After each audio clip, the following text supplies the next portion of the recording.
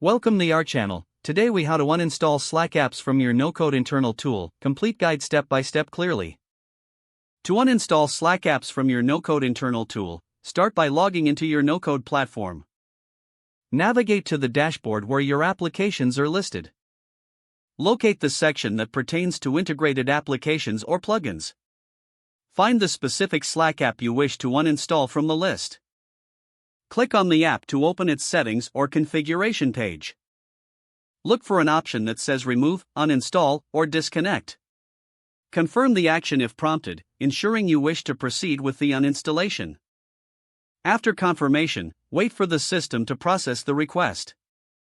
Check for any notifications or status updates confirming the app has been successfully uninstalled. Navigate back to the dashboard to ensure the app no longer appears in your list of integrated applications. If necessary, refresh the page to update the application list. Once confirmed, review your tool to ensure its functionality remains intact post-uninstallation. Testing any workflows or automations that relied on the Slack app is recommended. If issues arise, consult the help section of your no-code tool for additional troubleshooting. Finally, document the uninstallation procedure for future reference. If the page does not load, refresh the browser or try again in a private or incognito window. Make sure you are using the correct email address, then retype it carefully to avoid small typos. If your password is not accepted, use the reset option and create a new strong password you can remember. Check your spam folder for verification or security emails, then complete any requested confirmation steps.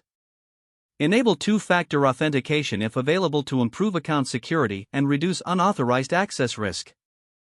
After signing in, review your profile details so your contact information and settings are accurate and current.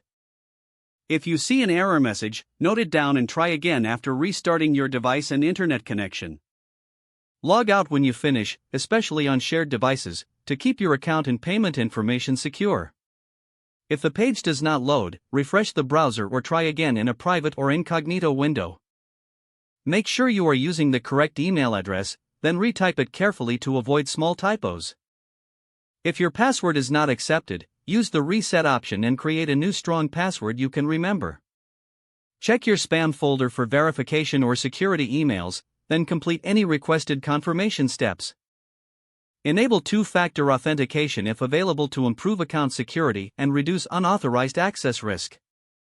Don't forget to like this video and subscribe to our channel for more step-by-step tech guides.